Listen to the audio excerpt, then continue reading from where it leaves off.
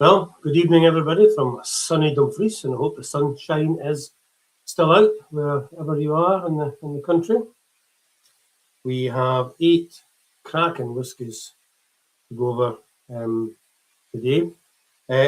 On your tasting sheet that you have in front of you, you'll notice dates for the diary. We've actually got a couple of extra ones that's been organised. So if you haven't got a pen, you can maybe get one for later on, because I will repeat these dates at the end of the night. But we're squeezing in a Bruichladdich tasting, probably Bruichladdich in Port Charlotte, on the 12th and 19th of June, both Fridays. We don't know what one's going to be live in Dumfries and what one's going to be online, but keep the 12th and 19th of June free in your diary. And for those of you in Dumfries, I think July the 11th, which is a Saturday, we're having a barrel top tasting in the shop with Aaron Distillers, and that's I hate to say this, that's free. Oh, no, it's free. So that's, I think, Saturday the 11th, where you can come and have a tasting of a few drams at the end of the counter with a barrel top tasting. So that's interesting. And then we'll try and fill in any further information as we get to it. So as you may know, particularly if you're from Dumfries, we've had a major work going on in the shop, and we're almost at the point, it's 99% finished. The scaffolding's away from the shop. Everybody's commenting on how nice the shop's looking, which is great as far as we're concerned. Great for Dumfries as well, for the town centre. They have a brand new front building there, highlighting Dumfries, and hopefully people will come and visit us. So what we've done very briefly this afternoon is Johnny's went round and with his camera and just going to show you the outside and the inside of the shop. Takes about 30 seconds, and then we'll get back to the tasting. So if you've been in the shop, you'll have seen it. If you go past the shop, you'll obviously have seen it. If not, here is a brief 30 seconds of what the shop looks. All right, it's 1 minute 24. I've been wrong again. Right, okay. Enjoy.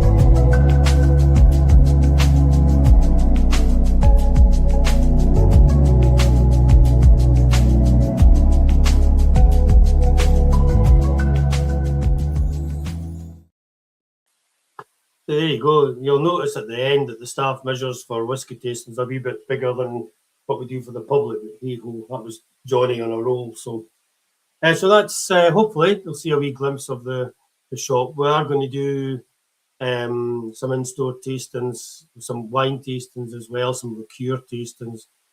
So watch the space. If you're in Dumfries, watch the dates. As soon as we get things organised, we'll put dates in the diaries because there's a lot of companies want to come and support us, particularly when we've got the shop done out.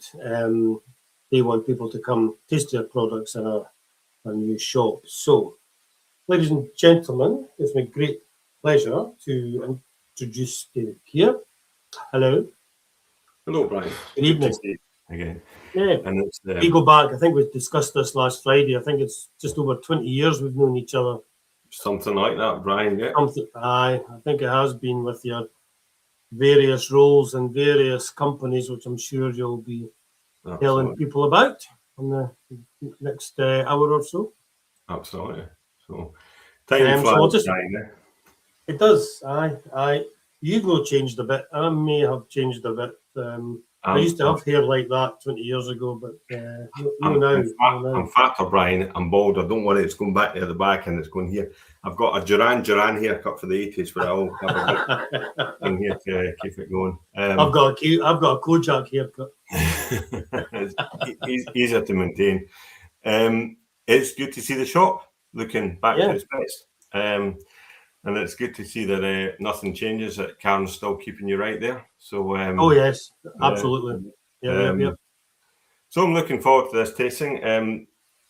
As we touched on last time, I was a wee bit nervous for the last one last week. It was my first tasting for a few years, but I'm a wee bit more relaxed with this one. We'll see how it goes, and if it's that bad, then people can just unplug it. But I don't think it'll be that bad. I see you've got your nice bright shirt on tonight to keep me awake and focused. Yeah. Celebrating the sunshine, David. It's a beautiful day, and actually now you're in the west. I'm coming from Northumberland. I'm coming from Craster, right out on the east coast, and I moved here a few years ago. That's really why I left Glenallachie, to be honest, was because I was moving to England. I loved my time at Glenallachie, but Billy wasn't a great fan of home working, so I would say things had to come to an end. So anyway, very quickly before we get to first dram, my name's David Keir. I actually worked out, it's been 30 years I've been in the industry this year. I was an electrician when I left school. Then I was a forestry contractor, and I actually broke my leg very badly in 1995, I think it was. And the doctor said, your leg's buggered. I wouldn't suggest go back to forestry. You need to find something new. So I went to university in Edinburgh, and I needed to support myself. And I started as a sales assistant, a part-time sales assistant in the whisky shop in Waverley Market, as it was then, Princess Mall now, in the east end of Princess Street, if anyone knows Edinburgh. And after so I must have been, 22, 23, I don't know what age I was. But I suddenly felt it was like an epiphany. This is what I wanted to do. It was malt whiskey in the mid-90s. Malt whiskey hadn't, just to be clear, I broke my leg in 95, by the way, but I started in the whisky shop in 96, just in case anyone's thinking this lad can't add. So I started in 96 at the whisky shop. And malt whiskey, of course, was just starting to, the boom was just starting to go at that. And one of the most interesting stories, so I started as a part-time sales assistant, and then I became a manager, and then I became a buyer. And in between that, I did a year with UDV, Diageo, as part of my student placement course. But I wanted to get back to the whisky shop, so I left Diageo or UDV, and I went back to the whisky shop. But one of the memories I remember is being in the shop, and this was just the start of the super expensive bottles, like Macallan's 1946s, 48s, Highland Parks, 1958s, etc. And I remember being in the shop one day, and it was just myself and this small Asian chap coming in with the heavy behind him. I realised now that was his bodyguard. So he waited nice and quiet and polite until I was free, and then he said, "Can you show me around?" And of course, you usually do the thing, you know, what you're interested in, what's your budget, to try and, there's a lot of bottles in a whisky shop, as you know, Brian. So you need to, what do you want to show them? So he said, maybe something a little bit more upmarket. So I did. I showed him the Highland Park 1958 we had in stock. We had Macallan 46, 48. We might have had some other Macallan decanter things. I can't actually remember. I showed them our various things, and they said, right, okay, I'll take that, and can I get 2 of each? So that order, I can't remember. It was something like 16 grand or something like that. Just like whiskey dropped to that. And the reason he wanted 2 bottles was one for his office and one for his home. And I also had to do a little crib sheet, like kind of 3 lines to sit underneath the bottle. So when he was sharing it in his office and in his home, it had a little bit of patter to go with it. And that, I think, was really then to go from being an electrician to working in the woods to this kind of environment. And then, of course, they said, come along to my hotel. I'm staying in the Sheraton, and we'll have a few drams tonight. So I did. I loaded up the car with the whiskey, took it along that night, and then we had a few drams. And unfortunately, not of the whiskey you just bought, because that would have been good. But anyway, that was my introduction to the world of whiskey. One more thing I'll say, probably, you might notice I might get lost a wee bit, disorientated. I had a brain hemorrhage 2 years ago, and sometimes you get a bit emotional. Don't worry, I'm fully recovered. I'm fine. I just say that occasionally because I sometimes get a wee bit off my train of thought. So that's what's happening. Right. Well, you did all right last week. You weren't off the train of thought at all. You were quite witty, to be honest. Like I said, Brian, this is either going to be one of the best tastings you ever had, or you'll be at the bar within half an hour. We're still there within 2 hours, so I think it went I'm sure it'll be fine. So anyway, should we get into the first whiskey without? Yeah, absolutely. So what we've got, this one, I've got a wee sample bottle here. It's Riveter. It's 15-year-old single grain. It's from North British. I think it's first fill bourbon, but there might be some second fills in there as well.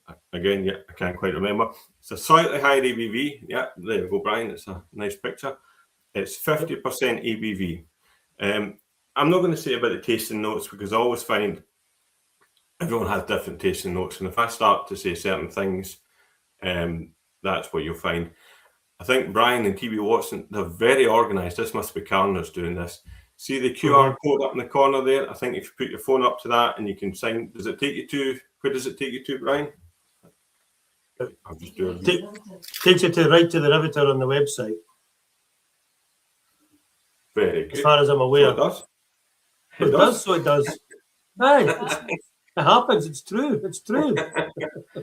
TB Watson, yes, I'm of age. There you go. There you go. Very good. Technology. Well done, Cam. So 15-year-old single grain from North British, 50% ABV, Slange. Yeah, it says 15 first filled bourbon barrels. You were right enough. It's first filled bourbon. First filled bourbon. But the fact that it doesn't say 15-year-old anywhere is quite surprising. That was what's known as a cock-up. It was before I joined Ardgowan. None of the Clydebuilt collection was the second. We're going to taste another one of them, the sailmaker. None of them had age statements, Brian, which was just an oversight. The company was young. I don't know when this was bottled. It was 2018, something like that. And the company was young and kind of inexperienced, and they didn't know about age statements. So that's why it's such a cracking price. I think you've got it on at 36 quid. Absolutely, for a 15-year-old single, for a 15-year-old grain, absolutely. But the one taste notes that I do find with this one is it crackles and pops on your tongue, like butterscotch honey. This issue. What's that sweet that sparkles? You know, you used to do it as a kid, popped in your tongue, and what was it? Popped and sparkled.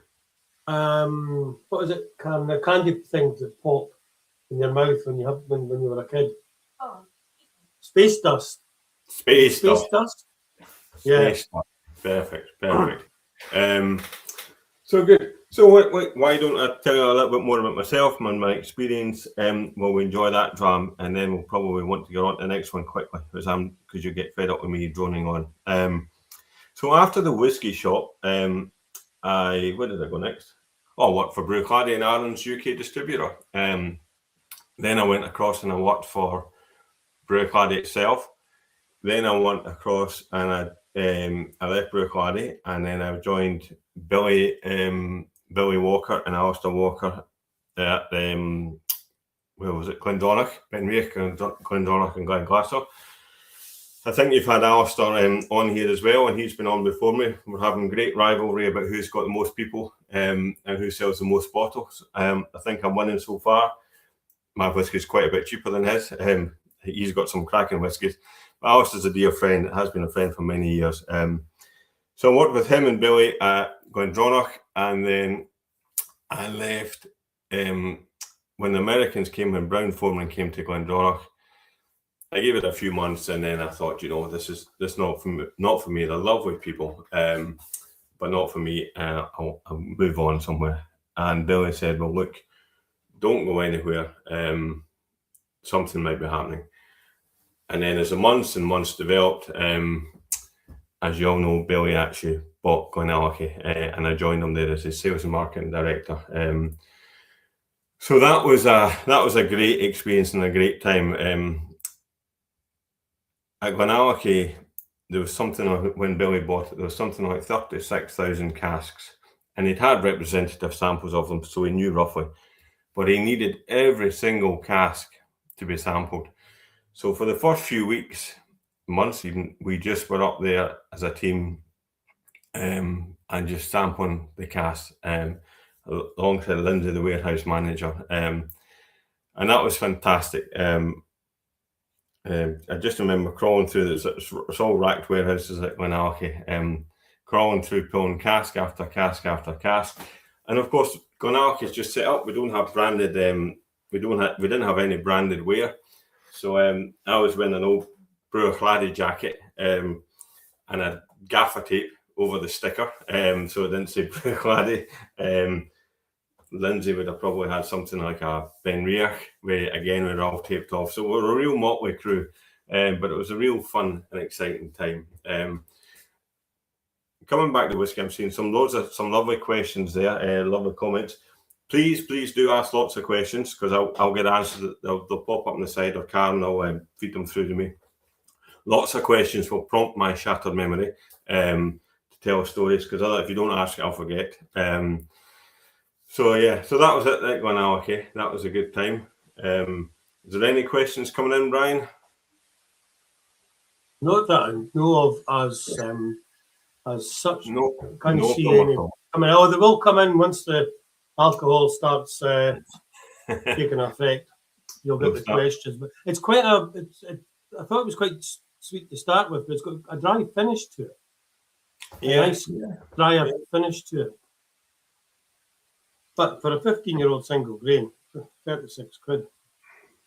That's a bargain. Very good. No, it's a cracking dram. So what I'm going to need to do, I haven't brought enough glasses down because I wasn't organised. And when I was waiting for the tasting to start, I was having a wee dram of a Bowmore 21-year-old. So I better finish that. And I'll use this glass for my... It reminds me actually another Glenallachie story, just again talking about sample. Once the company was up and running, years down the line, Billy again with his religious sample. So the amount of cask that was coming down and things he was experimenting with all the time was amazing. So he always used to share it with the team, say, what do you think of this, what do you think of that? And of course, I'm so miserable, actually, I probably should pass for a Doon hammer. I'm so tight-fisted that when I've had a sample, I don't want to throw it out. So I used to have a bottle on my desk. And what I used to do after every sample was pour it into the dregs bottle, because it's good whiskey, Brian. You can't waste it. I was going to say, you have your own unique blend of malt. Oh, okay. It was very much the living blend, but I tell you what, everything went in there. Everything went in there. Single malts, blended malts, because we're also working in McNair's, and rum. There was even some rum in there as well. Just stick it in, don't waste it. So that was good. But of course, I've been down to TB Watson's, as I said last week. I think that was my fourth tasting at TB Watson's, but the first one I led myself. I'd been down with Jim McEwen on his own. I've been down with Jim and Duncan on a joint charity tasting where the good people raised a lot of money for charity. I think it was 2011. That was, yep. And that would have been 20 odd years ago. So 2011. 2011. Okay, 2011. Yep. So 15 years ago. 12,000 is a lot of money now. It was even more then. I was down with Andrew Gray for a Bruichladdich tasting, and then finally I got the pleasure to come down and do one of my own, which he was nervous to start with, but I think it went very well. You moved, you went into the groove quite easily. Yep. You were a forgiving crowd. No, they were happy, very happy. So what I'll do maybe now is just move on to the Sailmaker blended malt. No, for these, maybe it doesn't matter so much for the single grain, but for the sherried whiskies that we've got 4 sherried whiskies coming up next. Feel free to leave some in the glass if you've got one and go back and compare and contrast. I think Karen's got a poll and a question thing running in the background as well, and we'll share that in due course. But like I say, feel free to leave some of the whiskey behind and just go back to compare and contrast. So I'll go on to the Sailmaker now. Oh, God, if I can get it in the bloody thing. Oh, that bottle's obviously not been open for a while. So Sailmaker is a blended malt. And again, we don't have an age statement on it, but it's an 8-year-old. I will say what's on it. Normally I don't say when it's getting recorded, or don't say in writing. I'm not meant to disclose the malts in it, but there is Glenrothes in it. There's Highland Park in it. There is Dalrymple. That was the 3 I could remember last week too, and I couldn't get any further. But there's 8 single malts in there, all blended together. So remember, a blended malt, all single malts, but just blended in together. Malts from different distilleries. That one was blended by Max McFarlane, who's the ex-Highland Park master blender. There's a strong Edgerton connection to Ardgowan, particularly in the early days. The chairman, Willie Phillips, was the ex-Macallan MD. The Max was ex-Highland Park master blender, and Stuart McPherson was the former what did Stuart do? Macallan. Stuart was the former Master of Wood. Master of Wood, yep. Master of Wood. So, and Ardgowan is very much a sherry distillery. That's very much going to be the style of the whiskey. So I'll talk about that now in a bit. But next dram, Sailmaker. Cheers. Yep. Cheers.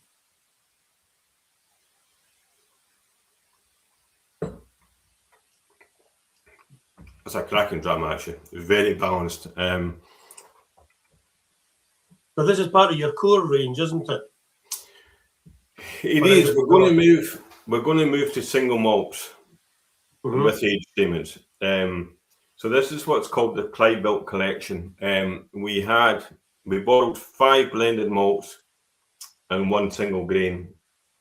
All with that kind of style. In fact, you've seen it there, that style of packaging.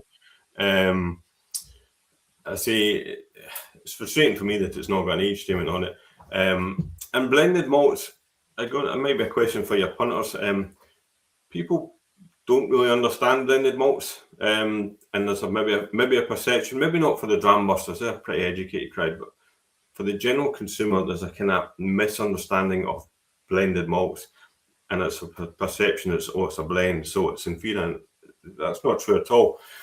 I like to use an analogy of, think of a chef, and if a chef's working in the kitchen and he's got the ingredients here from this cupboard, and that's a distillery, but then if you suddenly threw open so many more cupboards with ingredients of different distilleries, think of the recipe, think of the product he could create, and that's a bit of what it's like with blended malts. And that's a good example. That's a cracking dram, and it's very easy to drink, very Moorish. I'll give you some of the tasting notes. One thing about my brain hemorrhage is my palate's kind of buggered a little bit. My nose is gone. and the vocabulary to try and remember what the tasting notes and what I'm tasting is totally gone. So here's Max's tasting notes. Peppery, with an intriguing balance of dried spices, stone fruits, blah, blah. Seville orange marmalade, and then on the palate, long-lasting butterscotch, marzipan, mangoes, and then finish rich sherry pervades. Well, I think you can see that, definitely rich sherry. It's matured in first fill Oloroso Hogsheads, and it's an 8-year-old. Okay. Whiskey is whiskey. You're right, Johnny. Whiskey is whiskey. I think it's just the word blend. It's just some people just don't understand all the separate nuances, and that's fine. I'm still learning about whiskey after all these years. So some people don't understand it too well. But so we're talking about TV Watson and Dumfries and coming down with Jim and Duncan. And I told one story about Jim and Duncan, or Duncan, sorry. But I also actually reminded me of another one, Brian. Duncan and I went out to Ukraine. All right. You can imagine that. So the thinking was, now I have no idea when it was, because I just can't remember. But Duncan and I went to Ukraine. I don't know if Duncan had actually been abroad at that point. And it was like, get him abroad, take him out to one of the markets. He gets on well with you, David. You go with him. And I thought, well, I'll be delighted to, because Duncan's a great friend. And at that point, I lived in Iowa. So I was delighted to do that. How we picked Ukraine of all the bloody markets to go to, I have no idea. But anyway, Duncan and I went off to Kiev with the kilts, and we had a good time because Duncan loved the dram. But I remember doing one tasting, and you know from last week, I like to have a bit of a crack and a bit of banter with the audience. Now this was, I'm speculating it was 15 years ago, 15 to 18 years ago. So me and Duncan are doing a tasting, we're in Ukraine, and we're having a bit of crack and a bit of banter. And of course, I had a few cracks at Dumfries last week when I was down there. So I was in Ukraine, I was in Kiev, and I started a bit of crack about the Russians. Now, remember, this was 15 odd years ago. So it was going down well, I thought it was going great. Anyway, in the break, at the break, we're standing aside, and the host suddenly tugging my sleeve. David, we do not talk about the Russians. Don't mention them again. And that was 15 years ago. So very, very present was that. But the other Duncan story was the Duncan wedding. And I looked for Brian for a picture of it. And I could not find a picture of it? No, I couldn't, of the Duncan wedding. So the Duncan wedding, as I call it now, Brew Clary used to do weddings at the distillery. It would have been a way to raise money because they were desperate for cash, buying a distillery and getting a back-going expensive business. So they used to do weddings. And I remember there was this beautiful bride over, and handsome groom was over, and they were all set up. And Duncan, of course, I don't know if you knew, Duncan was a tremendous mechanic. He'd restored a Ford truck from the 1920s or something like that. And he'd restored it. It was absolutely pristine. It was like it came out of a showroom. And Duncan had to take the bride down from the warehouse. The groom was waiting in the still room, and Duncan had to take her down. So me and Duncan were up at the warehouse, went to start his truck to get the bride, who was there looking very glamorous, and the truck wouldn't start. So Duncan's faffing around. Normally can get anything going, but he couldn't get that one fixed. And so he's starting to think. Now, he's not panicking because Duncan doesn't panic. But I had to go back down to the still house and say to Jim, there's a wee problem, the truck's not starting. We'll just be a few minutes late. Now, those of you know Jim is a very energetic man. He likes things to be just so. So he starts to get a wee bit uptight and starts to kind of hop about and say, tell me to get it fixed, David, and get the bride down here because we need to get going. So I ran back up to the warehouse, and the truck's still not going. So Duncan had the wonderful idea, why don't we ratchet strap a bench to the forklift, and I'll carry the bride down on that. And I thought, oh, I'm not sure about this, Duncan. But you know, it's like, well, what else do you do? You know, the bride needs to get to the needs to get to the needs to get to her wedding. So so we did that. We ratchet strapped a bench, one of these, just like a wooden park bench, ratchet strapped that to the forklift, got it all nice and tight.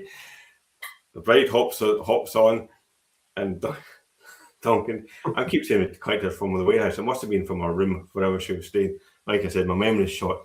But I remember Duncan helping the bride onto the bench and setting off down the hill, round and into the distillery with the bride on the forklift. And if you had seen Jim's face when we came round the corner,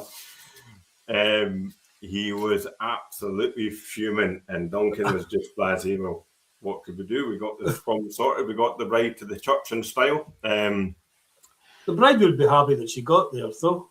The bride was happy she got there. She didn't seem fazed by it. And I tell you that when the ceremony was done, the bride and groom went away in the forklift, both in the bride and away out of the distillery gates again. But look, Brian, I looked like for a photograph, but I just couldn't find it. It's probably not public. But someone somewhere will have those images. Well, they must have photos of it. Of the bride arriving to the distillery at the still house on the forklift. But that was classic brew in those days. It was great fun. Yeah, it was absolutely great fun. But anyway, we're here to talk about Ardgowan tonight. So the next dram we've got is a 12-year-old sherry cask matured. Okay, so this is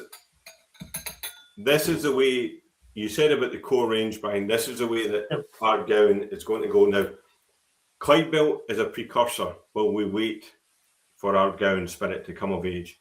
And that we might not bring a bottling out for many years. I don't know yet. We've got our own Infinity cask, but I'll talk about them a little bit later. So yeah, we'll be heavily sherried. We'll be European oak, and we'll have an age statement. Okay. So, Chris, I just realised my bottle's not open. So this is the 12-year-old Clydebuilt. These bottles I see stuck. Okay, so this is stock that we're buying, we're aging. Remember I said there's a strong Edrington connection. I'll say just now that Glenrothes sits in this single malt. Okay, it's Glenrothes sits in this. Ardgowan, the Clydebuilt, will always borrow unchilled furrow, natural colour, cask strength, minimum of 46%. If you ever see us going below 46%, it's because something's fallen under strength, sorry. But this is it. This is the classic, the style that's to come from Ardgowan Distillery. European oak, sherry, and 46%. Cheers.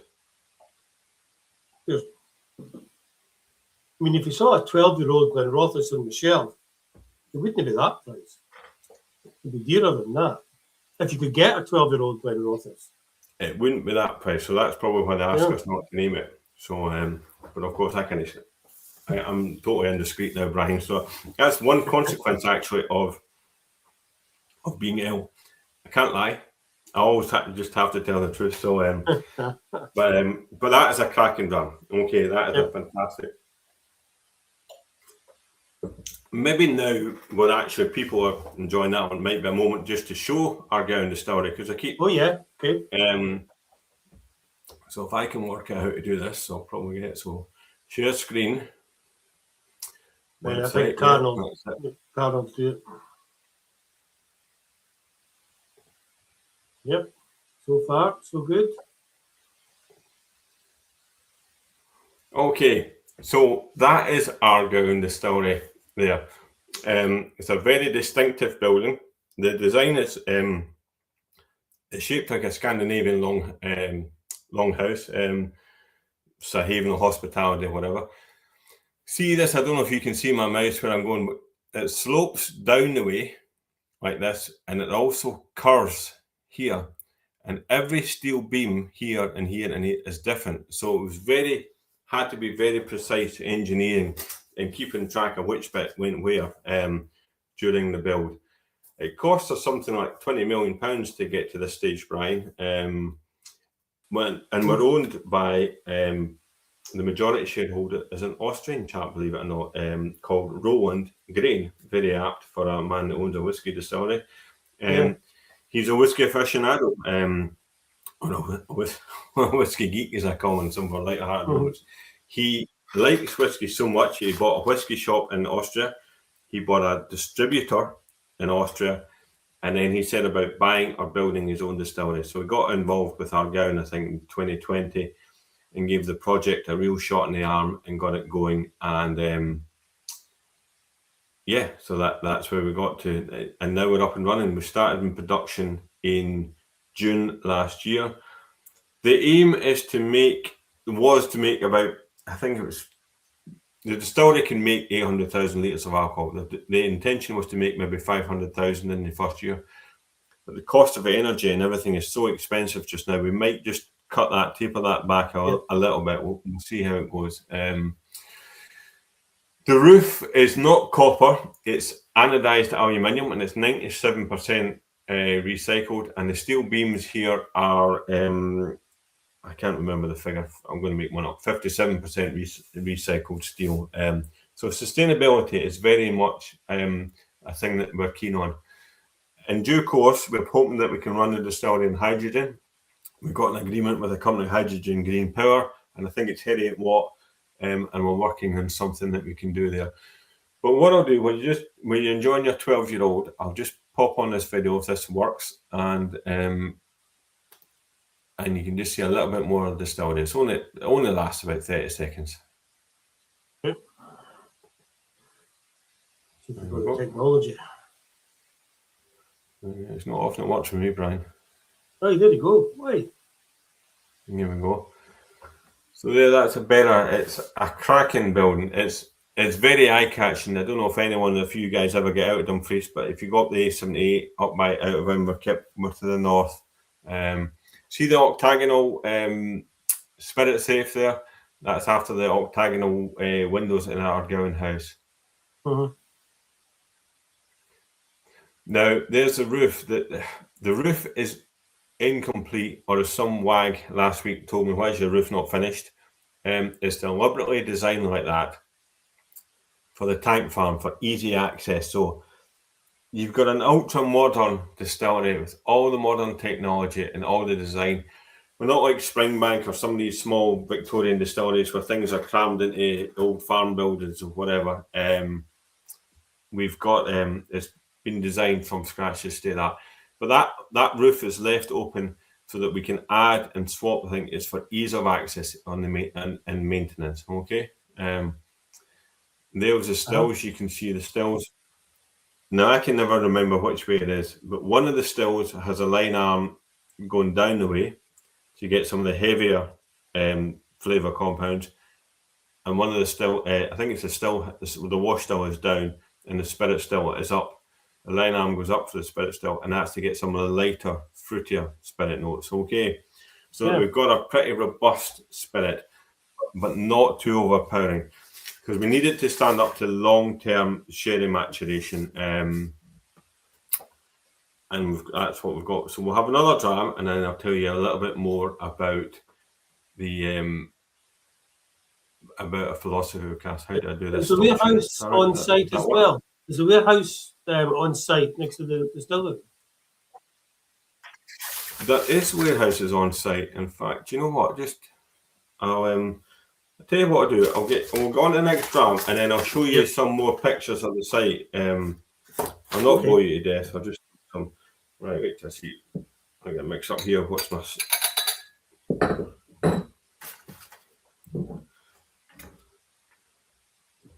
So the next one on it, I've got a cast representative. It is a 12-year-old 100 proof. Okay, so 57.1, and the proof refers to that was the strength which you could still light gunpowder with spirit. So if you added spirit to gunpowder, you could still light it, at 100 proof in the old days.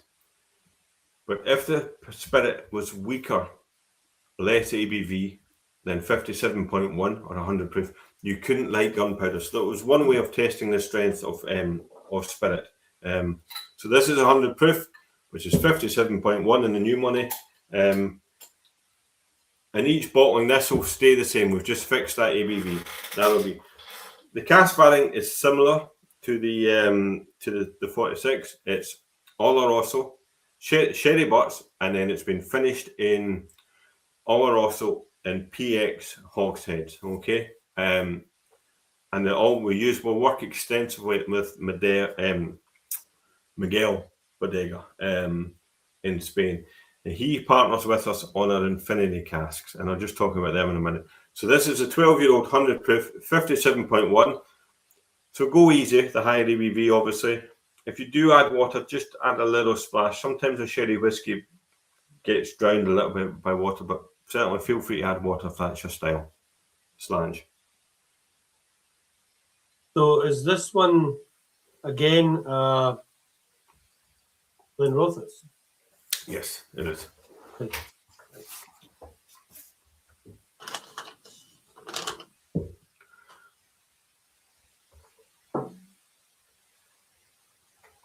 So a lovely nose to that. It's really a cracking drum. Good. Now, when I said earlier my palate was buggered and my nose was gone, I still know what I like, Brian, and what I don't like. Yeah. You know, it's picking out the nuances maybe it has gone, but I still, you know, I know what I like. It's got I like that. Nice mouthfeel to it as well. Maybe the higher alcohol to it. It sort of lingers longer. Yeah. Even at 100 proof, drinking it neat, it doesn't burn. It's very, very mellow. So I haven't put water on that, Brian, and I'm drinking it neat. So these were put together by Laura Davis, our distillery manager and whiskey maker. Laura might not be very well known just now, but I think in the years ahead, she's going to craft herself a real reputation as a whiskey maker. She has a phenomenal nose, palate, and, you know, having worked with Jim, worked with Billy, two of the great blenders, I can see a lot of Laura. Laura's approach is very similar. She's the same methodical. It must be that skill of the great blenders to find the different nuances and to see when something's missing, to what it needs to be added, in what way it needs to go to take the bottling to where it needs to be. And that's probably the skill, to see where a vatting is missing and what it needs to take it somewhere. So Laura has that. So watch this space with Laura Davis. I think she's going to craft a real reputation. We had a German distributor over, and he said, no one knows of Ardgowan. We're just telling people about it now. But when they try the 12-year-old and the 12-year-old 100 proof, they buy it. And that's from a company that distributes Tamarin, distributes Arn as well. And already we're making a mark over there. So that was very encouraging. I'll maybe, if I can work it out, share my screen again. I might show some pictures of the site as it was in our warehouses as well. And right, let me see. Present, share screen, entire screen. This is the blind reading the blind here, honestly, guys. Right, can you see what you see now? Can you see you see my screen? no. Pop back on. No. Hold on, wait, all right, hold on. All right, no, it's maybe me. Now I've got to hit quick. You see it now, Brian? Nope. No, I'm not getting the option to add it in. No option to add it in. Right, well, no, but it looks like I'll be showing you some pictures of the. Can we maybe draw one quickly? Oh no, here we go. All right. Yep. There we go. Is that right? Nope. You see it there? Oh, yeah. Oh, yeah. Okay. So there was an old. This is a third Ardgowan distillery, believe it or not. There was a grain distillery and a single malt, but the both are no longer there. And the grain distillery actually got destroyed in 1941. I think the Luftwaffe bombed it, yeah, the Greenock was ablaze. The original Ardgowan distillery, it was a grain distillery, and it was at Greenock. And yeah, when the Luftwaffe bombed it, there was flames because obviously the warehouse and the barrings, and all the alcohol was running through the streets, so it's a bit to see. Anyway, hopefully you can see my screen here. This is the old Bankfoot's farm. Okay, this is the site of where the distillery is now. And Brian, you were asking about warehouses. So all these old buildings are now our warehouses. So next to the old Subaru Impreza, this warehouse here to the right, it's got casks in it. This warehouse here is getting has got casks in it, and there's another one on here that's getting built. Well, it's like an old sawmill thing. It's going to have casks. This building here is now a gin building, a gin distillery. Oh, we make right. gin for Blackwood's gin. If you can remember, God, Brian, you remember that from 20 years ago. Oh, that's going back a few years ago. That's gone back. So I used to sell Blackwood's gin when I worked for Brewclad and Arms distributor. That's so right. We make Blackwood's gin for these guys, and they have their brand home on here in there. So this is just more. Hold on, I can't control my. I think that building's been knocked down now to build a distillery. This is all warehouses. We're going to convert that to a tasting room and part of a visitor centre. And the distillery now is just to the right. Okay, so it just sits. This building's gone now, unfortunately, and it's a real shame. Some stupid bugger, when they repaired it, they pointed the stones with like a modern cement. Rather than using light. Yeah. It buggered the stones, Brian, and I had to get it pulled down. That's exactly what happened to our old building. That's why it took so long, because they had to chip away at it and then repair it exactly what you say with the lime rather than cement, because over the years it had been patched up and the cement was ruining it. But now, for anybody in Dumfries walking past, particularly we've got a brand new chimney as well. It's no work. The chimney's not working, but it's an absolutely stunning chimney. And the stonework at the side of the gable end and round the back that nobody sees, where the loading bay is. If you look at the back of the building, it's absolutely fantastic. The work that Walks have done, taking them longer than we thought, but that's just the way life is at the end of the day. But yeah, you say, don't put the lime. If you don't use the lime, they're knackered. Yeah. Well, it's good. It'd probably be expensive in the time, and it's probably had a real impact on your business. But at least you've got the old building back restored in the way it should be. Yep. So hopefully that will do you for a few years yet. I hope so. Yeah. So I keep talking about infinity casks. Actually, I tell you what, we should probably we get the next dram, Brian, and then we'll talk about the infinity casks. Right, so this is a Manzanilla. What did I do? How did I do this? Do you know what? I'm not going to stop the sharing because it takes me long enough to work it out. So as long as you can hear me. So this is a Manzanilla, okay? So Laura's put the majority of her stock for the Clydebuilt bottles in PX and R also, but she's also put some casks in Fino, Manzanilla, all the different cherry styles. And the Manzanilla is kind of probably more of a salty sailing style. It was interesting last week. This is one of the more popular. It's probably the most expensive, or nearly the most expensive one. But it was very popular. So you won't get so much of the Oloroso's a bit of a drier, nuttier style. PX, of course, is overtly sweet. With this one, it's just a little bit. Well, do you know what? Try it, and then I'll see what the notes should be. Again, it's cask strength. So what strength is this one? 60.1. Okay, so 60.1. So try it straight, and if you want to put a wee splash of water, then feel free to do so. Thanks.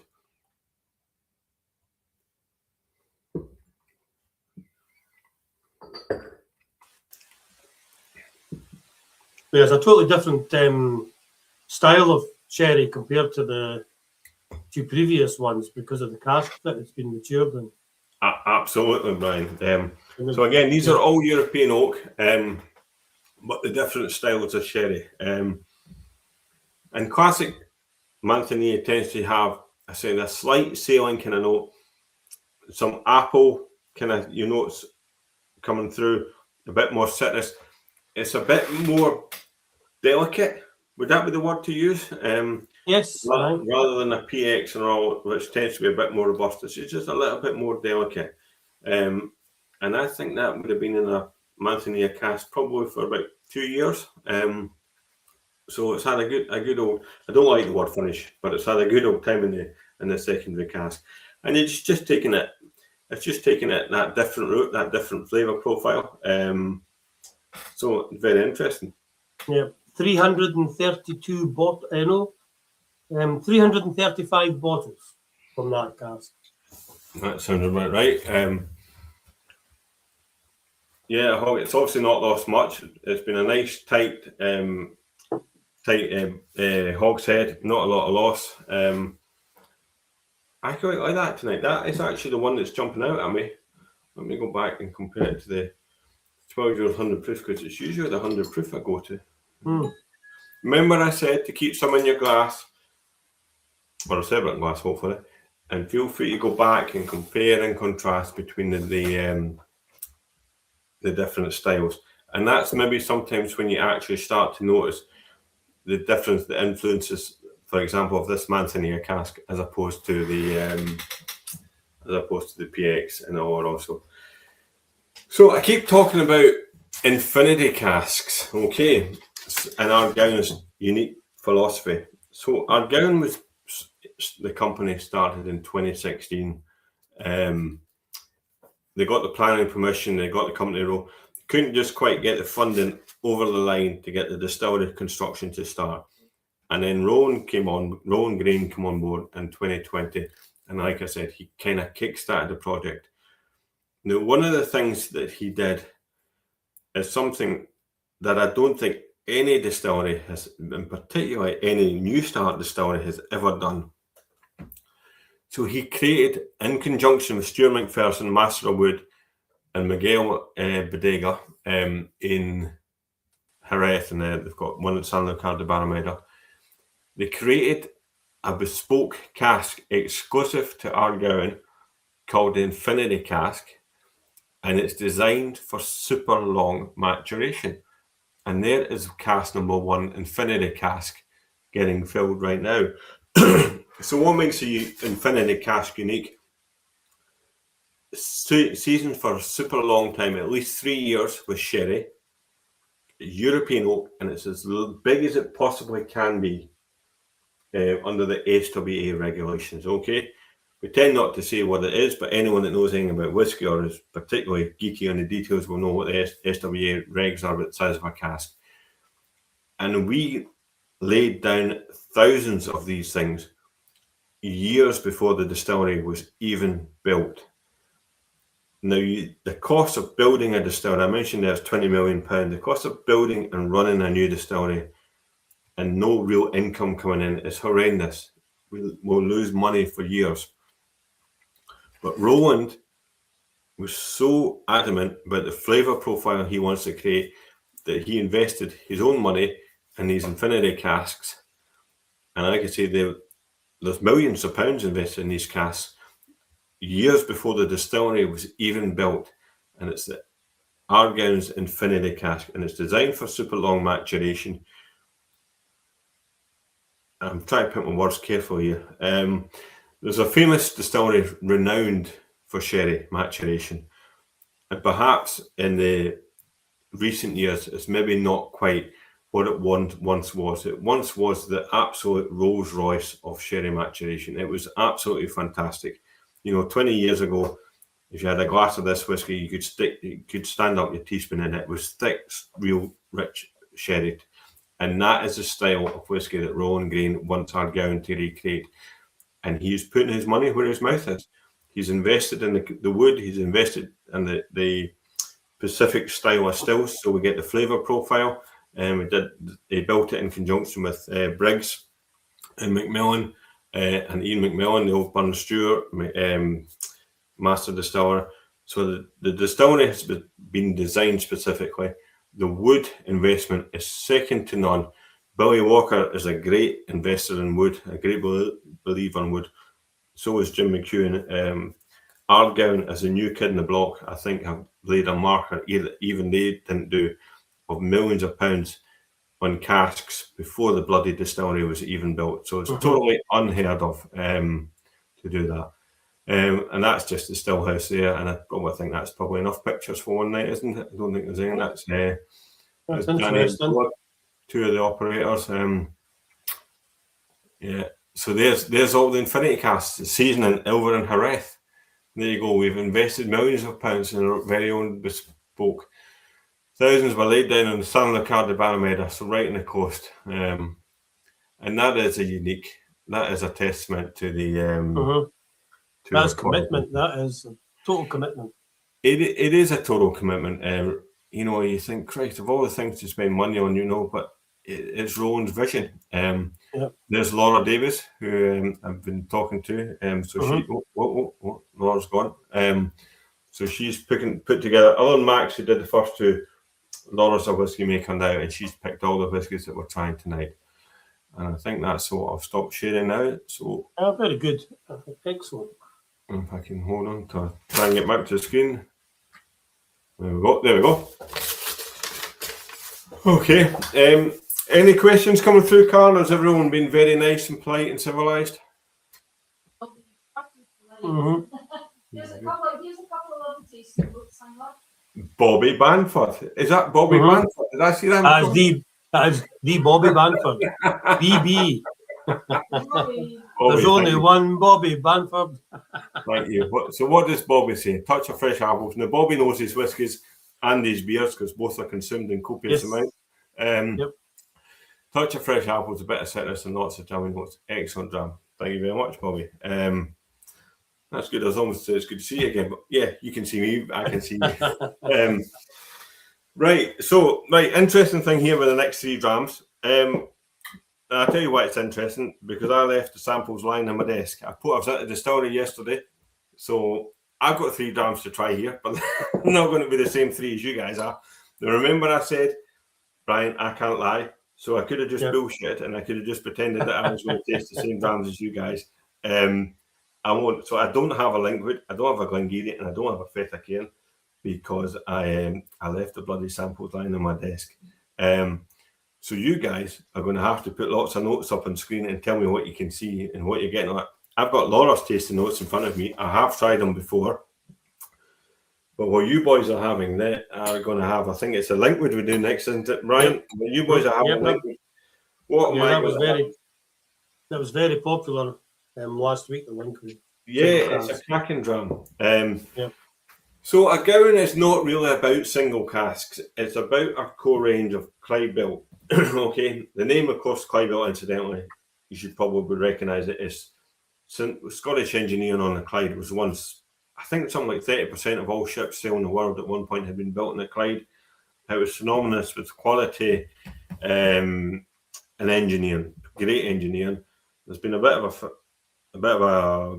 a mishap of late with the ferries and those poor guys at Ferguson who've had to try and build a dog of a design, but hopefully they'll come back. But the name Clydebuilt is synonymous with great Scottish engineering. So of course we are located just outside Greenock, so it was a good name for a brand to tide us over until our own Ardgowan single malt comes of age. So, like I say, single casks are not really our things. But when Laura was putting together that and the samples and casks, I buy all the whiskey, and I've bought various stuff over the years. And I've said to her, look, if you ever find out any really, really interesting casks, just pick them out and we'll bottle them as a single cask. So that's what she did with these 3. Okay, so you're going to taste the Linkwood. I'm going to taste something else altogether, but that's just life. So Linkwood, obviously a very famous Speyside distillery. I think a lighter style, maybe it's not one of the most robust ones.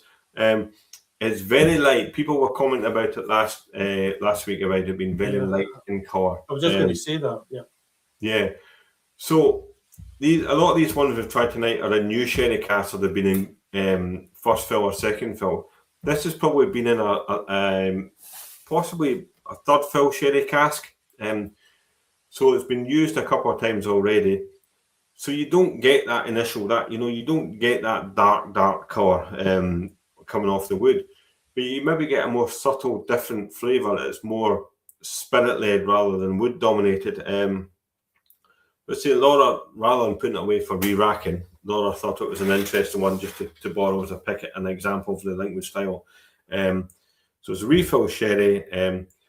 What strength is it, Brian? Because I managed to forget I forgot my sample.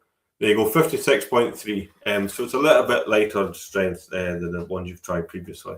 Slange. But I was letting Karen nipping over, and like Karen's not drinking, so I was letting Karen have a little taste. So there's balancing scones in the nose. Very good. I do like this one. This is another one you can drink without water. Yeah, absolutely. It's very nice. Karen's not really a great fan of the PX or Oloroso casks, so the fact that this one was maybe third fill didn't have that initial hit of sweetness and raisins and figs and sort of fruitiness. This is more subtle and lighter in style. We did a 27-year-old blended malt, Brian, we bottled a few months ago. It's sold out now. It's a 27-year-old blended malt, retailed for 95 quid. It was as black as Errol Hill's waistcoat. It was black as sin. And people raved about it and absolutely loved it. But for me, it was just too much sherry. Too over, yeah. It was just too much sherry. It was just too... I mean, it's a nice enough dram, but I wouldn't have went to... But some people did. So I think maybe my palate might be a little bit more aligned with Karen's, that just... The overt sherry hit that some people crave and rave about. And of course, people drink with their eyes too, Brian. People drink with their Absolutely. eyes. The darker it is. You see, you never judge a book by its cover, but people do. And the same with the whiskey. They look at it, seeing the colour of it. Yeah. I'm seeing Sarah's comment. These are lovely whiskies. Thank you very much, Sarah. And fascinating story. It is. Ardgowan is a fascinating story because I think Inverclyde has probably not had the best of times. It's had IBM no longer there. Shipyard, the shipbuilding is not what it was. So it's probably, I wouldn't call it an unemployment black spot, but it doesn't have its challenges to seek. So the fact that the Ardgowan team and Rowan has came on board and made the commitment to build this amazing distillery right there, right in the heart of on that side of Inverclyde, is great for the area. It really is. And I can't remember what I was trying to say. I've lost my train of thought. It doesn't matter. Anyway, Johnny Bell says it finds it quite citrusy, a lot of fruit notes. Yeah, it does. Oh, Sarah was asking about what sherry casks. Yeah. We don't say that. We don't know. It's just as a sherry. In the old days, there wasn't so much of a... I mean, this is 2016, I think it is. So it's not that old, 2015. There's probably not as much attention to detail as there is paid now. I mean, our cask system details the grape time, how long it's been in for. It's the amount of columns and fields to tell you about the wood, even down to the barley, down to the yeast, on anything is phenomenal. There wasn't that kind of data wasn't captured in the old days. So, to answer your question, whenever you just see something called a sherry butt, that's basically because nobody knows. It's just a sherry butt. We just don't know. It's not been recorded, and so here 11 years later, it's been borrowed, and we don't know what it is. And I might say, Brian, that is a cracking price you've got for that, 53 quid for a cask strength whiskey. But again, it's an example. I talk a lot about Laura, why she just picked that one as. That's an interesting cask. Do you know what? No, I'm not going to re-rack that. I'm going to bottle it up and see how it goes. 332 bottles, quite similar to previous Mountaineer cask. In the bottle. Well, that's interesting to have so many of that. Again, it must have been quite. And Yeah. again, it's probably been quite a good tight cask, so that's why we've got so many bottles out of it. I'm just looking through my notes here to see if I was anything I want to remember I want to talk about. I have to rely a bit like it. Has anyone ever seen the film Memento, where it's Guy Pearce and he tattoos things in his hands and he Yes. Aye, writes it all down. He tattoos everything on to remind him. That's a bit like my life now. Is reminders and alarms. Take your medication. Do this. Do that. I had 3 alarms went off with this today to make sure I've turned up. Fine. No, I don't think I've got anything to say. I see it here. I made one note. Dumfries is the only place you come for a tasting, and they both take the handles off the windows and put bars over the windows so you can't get out. I noticed that in the railway club, there's got bars on one side and the handles are off on the other. So yeah, it's just as well my tasting was all right because nobody was getting out. All right, guys. Well, it's a lovely night out there, so let's just crack on with the next dram. Yeah.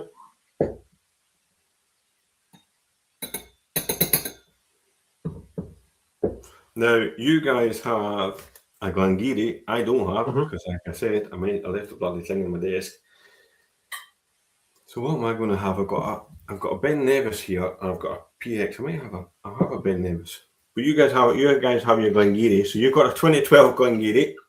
Now in a bourbon cask for you guys. And funnily enough, I think my Ben Nevis I'm having is a bourbon cask as well. Oh no, sherry but. So it's a 13-year-old bourbon cask. So that again, that's not a classic Ardgowan style. We will be predominantly known for sherry. Glengarry is an interesting, quirky distillery. I think they've just recently put the original direct fired stills back, I think. So it's interesting to see that distillery that's owned by Beam and Suntory, that they've went back to investing that. If I am in fact correct, and they have put the direct fired stills back. Aberdeen way. Aberdeen, Old Meldrum. Old Meldrum, that's what it was. My notes here say Glengarry is known for a rich honeyed style. And then I've got Laura's tasting notes. Now, unfortunately, I say again, I'm not going to have this dram to share with you, so I need to see what notes you guys are getting from it, and then we can see if it picks up with Laura's. So, Slange. Because this is a bourbon cask, there's only 237 bottles. Shows you the difference in the size between a hoggy and a bourbon cask. So 100 bottles different. Mrs. Gibson's coming over. She wants to try it. Number 7. That one. Karen, what did you think of the liquid? Did it? I'm just The liquid. the liquid. I didn't try the liquid. I think good. All right, no worries. Aye. It was because it was in a third fill sherry cask. Yes, no, it was very good. Yeah, It wasn't a sherry. I thoroughly enjoyed it. Because I actually like the Glenrothes. The one I think it's just supermarket only now, sadly. And it was one that was done at third or fourth fill sherry cask, and very like a bourbon cask, very easy. No, it's sometimes interesting. There sometimes can be a tendency to soak things in sherry cask, but it's interesting to try the two styles. I tend to try and drink over everything. I like bourbon cask. I like peated. I tend to I do drink a lot of peated. I like Kalila. I love Lafroig. But anyway, I shouldn't be talking about other brands. I should be talking about my one. So Glengarry, like I said, because of my cock up, I left my drams in my desk yesterday. Any tasting notes coming up on the Glengarry? So Laura has got marzipan and brown sugar to the fore. On the nose, palate, mixed nuts, vanilla fudge and chewy raisins. A long finish with a hint of praline, a hazelnut praline character. So, God, it makes me wish I had brought the sample with me.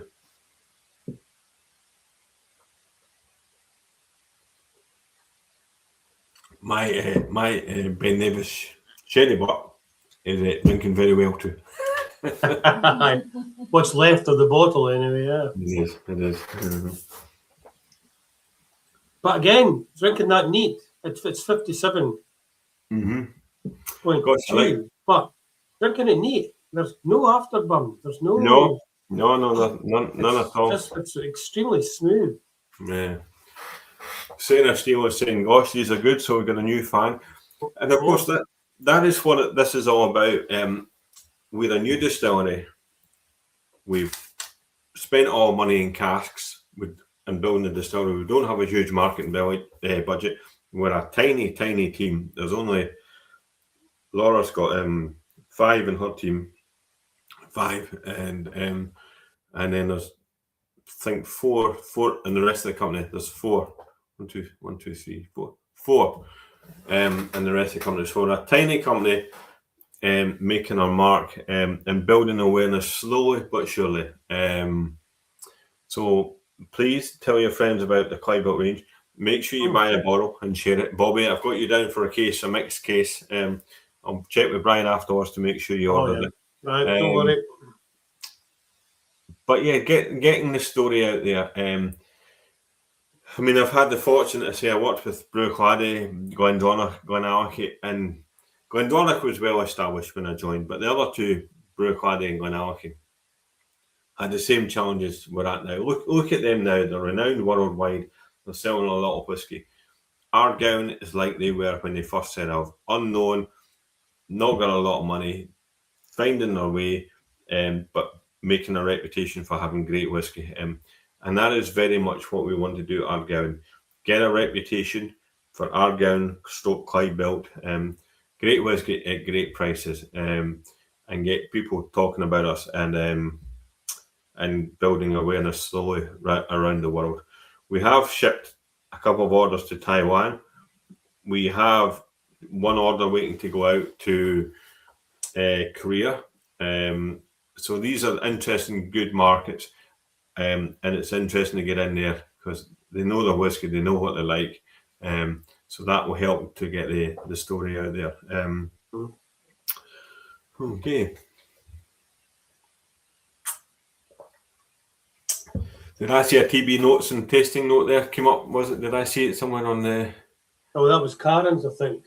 The last note. Karen is getting slightly aromatic, but along with bittersweet marmalade note, and that is for the Glengarry, is it, Karen? Yeah. I wish I had that one with me, but I didn't. So if you forget your drams, then so be it. Then the next drum, the next dram is a distillery I don't actually know a lot about, and I don't actually think I've visited it. I've been very fortunate. I haven't visited every distillery in Scotland, but I've visited a great deal. And I don't think I've been to Fertyrcairn. And I can't actually remember much about it either. I think Fertyrcairn is owned by White and Mackay. Yes, aye. Yep. So this is where now all I printed out my notes, but actually the page ran out at the end. So all I've got is Fertyrcairn 2009 bourbon cask, and the rest is completely blank. And I don't have a dram of it either. So I'll go back to I tell you what, why don't I have the opening day? I'll have the opening day we bought to celebrate the distillery opening 25. I'll have that. I think it's a PX. I manage a PX in Oloroso. So you guys can have the Fertyrcairn. I can tell you this: the ABV is 56.3 because that's what I can see on the screen in front of me. The rest of it, I don't have a bloody thing. I don't know a clue about it. But If you click on the link or scan a link, there's a link on our website. Aye. Oh yes, yeah. Modern technology, David. Can't just as well got you to keep me right, otherwise this. Oh, absolutely. Yep. There you go. See if it works.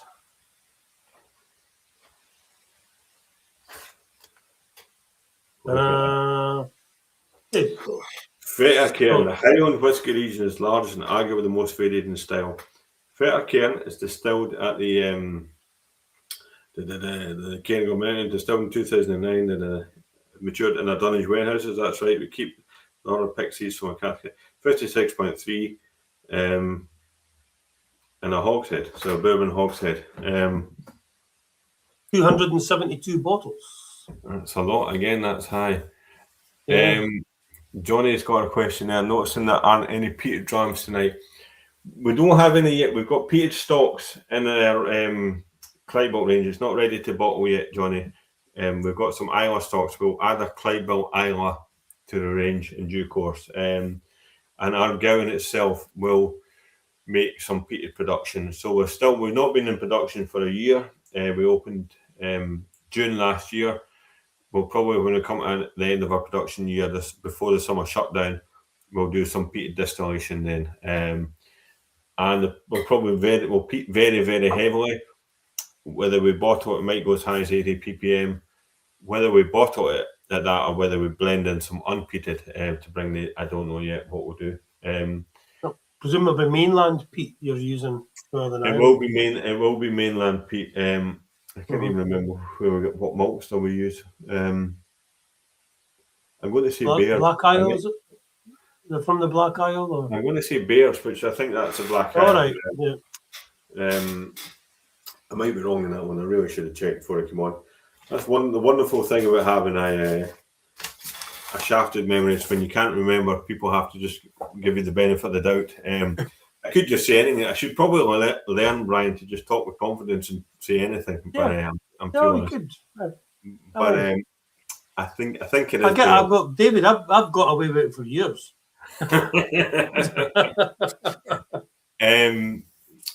So, any notes in the Fetter Cairn? I wish I had it with me. I think it was quite popular last week. It wasn't probably the most popular of the range. It says on the nose, lemon sorbet and vanilla fudge. Ooh. On the nose. On the palate, silky toffee apples and more citrus zest. Yeah, very good. And then on the finish, lingering with a distinctive, this is going to make me feel hungry, lingering with a distinctive apple pie quality. Very good. I love an apple pie. Yeah. Good. I'm fond of it myself. So basically, quite a fruity one, quite a fruity style. Quite a fruity style. Like I say, I don't have the bloody thing in front of me. This must be one of probably the most disorganised tastings you've been to, Brian, but not to worry, we got there with 8 wonderful drams. Absolutely, yeah. Unfortunately, I'm just my 3 disconnected from your 3 for the last 3. But on the other hand, David, you could have sat there, drunk your Ben Nevis, and says this is the best Fetter Cairn I've ever had. You know, I could have done that. Honesty is the best policy. I'm the most honest salesman you'll ever meet, Brian. Yeah. So that's it. That's probably the 8 drams. I've talked and we've kind of wandered around the story a bit, but the key thing is putting Ardgowan on the map, setting the scene. Please do come and visit us. We've got a visitor centre open. We've got a new visitor centre manager just joined us, so we're recruiting and getting bigger all the time, and taking on creating jobs in Inverclyde and putting Inverclyde on the map. So come and visit us, follow our story, buy our bottles, keep Brian happy, buy a bottle, keep me happy too. Yep. And that will give me an excuse to come back down to Dumfries next year, Brian, if you'll have me. Well, I think you're penciled in for the festival. We are in November. Yep. So again, wander by, come by the stand. We'll have a banner. It's that very distinctive building is on a banner, so you'll spot us.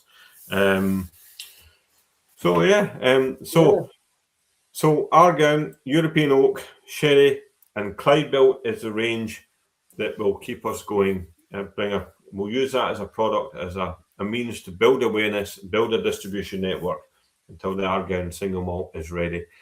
And people keep saying, "Oh, when are you going to when you bringing something out?" Well, first of all, we've only been distilling for something like 8-10 months, so a long time before our whiskey's out. Sarah, that is a very good question. You're absolutely right. I think all my chat, and I've even told you where it was. We're at Inverkip. Just about 2 hours north of Dumfries. Okay. Yeah, it's exactly 2 hours. We googled it last Friday, and it said 2 hours. Yeah. come up and see us, that amazing building. We've got a great VC team. Everybody's warm and friendly. We'd be delighted to see even people from Dumfries will get given a warm welcome.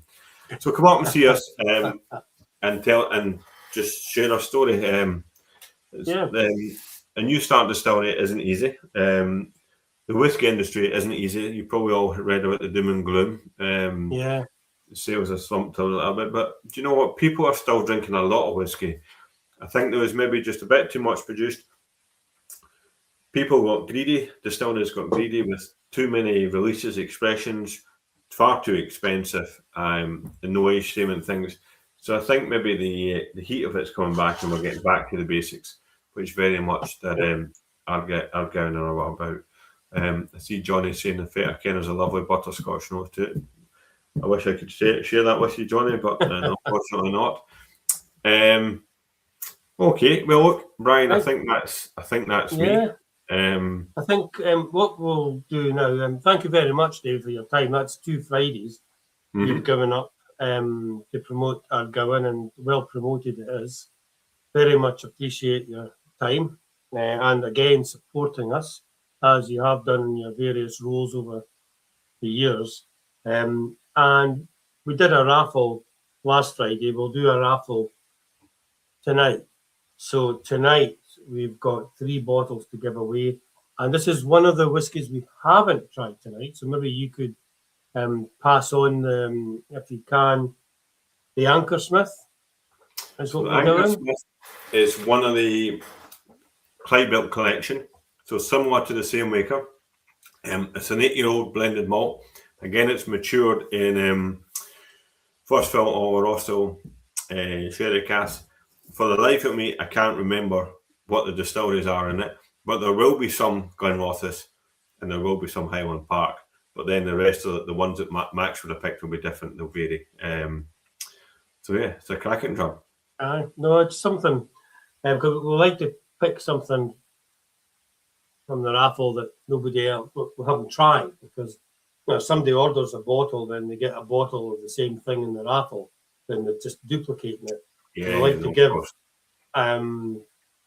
the option of, if they like the sailmaker, then that's fine to buy it, but they get the Anchorsmith as a raffle prize so they can compare it.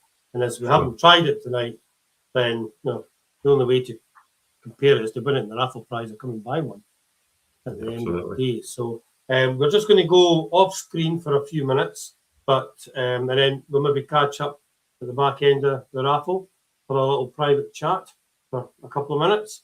Sure. And put the worlds to right. Sure. Absolutely. But thank you for your time, David, on behalf of all the Drum Busters. So if Karen can come over, we'll just do the raffle. I'll just take you off screen. There we go. So we've got 3 prizes tonight. So we'll just let Karen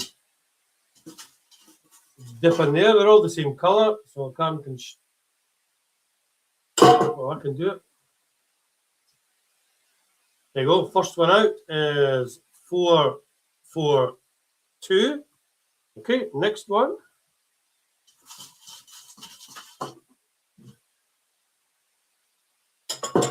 Is 369. And last but not least,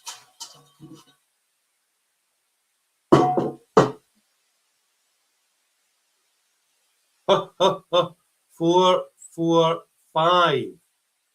There you go. That is your 3 numbers. So thank you everybody for participating, and keep your dates free for the next tasting. We are, as I say, planning to do only today. It was confirmed the dates, the 12th of June, the 19th of June.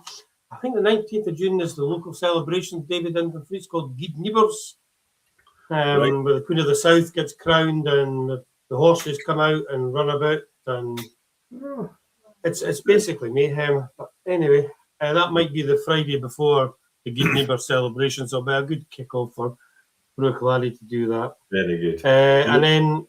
Do you know who's doing the Brooklady one, Brian? Sorry? Do you know who's doing the Brewer Claddagh one? It'll be Sarah, the rep, Sarah Woods. I didn't work with her, but I do know her. Yeah. No, she's done one. She did one before a couple of years ago. Yeah. She was very good, but I think they're selling now. Karen might correct me. The distillery was, you might know, the distillery reopened in, was it 2001? I think it was December 2000. The deal was done, and then it reopened just in time for the Fishel, the festival in 2001. So yeah. Right. So they're celebrating. Right. So they're celebrating 25 years of the distillery being reopened. So there's certain shops getting window displays put in conjunction with the window display. There's going to be a tasting. So we've got our window in June, and there's 2 dates in June for a tasting. And then again for everybody, the 11th of July in the shop there's the Aaron tasting, barrel top tasting, and we'll do other tastings in between. So keep an eye out on your emails. Thank you everybody for participating in the tasting. I know some of you can't make it and it's been recorded, but if you're not watching this live, do watch it to the end, because there's been a couple of times somebody's ordered something, we posted it out with the raffle prize, and they went, I never watched the raffle, I never watched it, I never win anything. And there we go, they've ordered 1 bottle and they get 2 with the raffle ticket attached. So. You need to tell me afterwards, Brian, how you work a raffle online. But you can tell me afterwards. I'd also just, sorry, I never said thank you and Karen for all your support. No. Over the years, the 20 odd years. I've always worked for small distilleries, and some of them have had challenging starts to getting going. So TB Watson have always been a fantastic supporter. You mentioned Brewer Claddagh windows. I think we've had a few. So hopefully we'll get an Ardgowan window in due course. So thank you again, TB Watson, Brian Cann, and thank you to everyone that tuned in tonight. And sorry it's been a wee bit rambling, whatever, but the drams were fantastic. The drams made up for it. Yeah, it's been entertaining, David, as well, to find out the stories of. No, it's not just about the distillery. It's the history of the people behind it. What's happened? I mean, that one with the wedding coming down in the forklift. I mean, nobody else would known about that unless you told them. And it's these little things that just add to the stories of distilleries. Yeah. You know, particularly when you're investing 20 million, and then before that you've got millions of pounds in casks sitting in Spain maturing, and that just adds the commitment and the money and the thought of what's going to happen in 10 or 12 years' time, or whenever you're going to bottle it.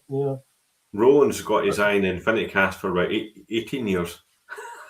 Oh well, I don't know. I'll look at it. I'm not people get any of that anyway. He's Austrian, but I was going to say, think of the worst ever German whiskey geek that's ever walked into your shop. Well, Roland's an Austrian whiskey geek, but you'll get where I'm coming from. Right. Anyway, cheers. Thank you for your time, and enjoy the rest of the night. Cheers, Saj. Okay. Cheers. Right. Well, thank you everybody for listening. And again, 9 o'clock. It is getting dark. I hope you enjoy your weekend. The weather's going to stay the same. So get your grass cut, get the fence painted, get your shed painted, get the flowers done, and then sit, relax, enjoy a wee dram or 2 in the evening. So on behalf of Karen, myself, and the staff, cheers. Thanks.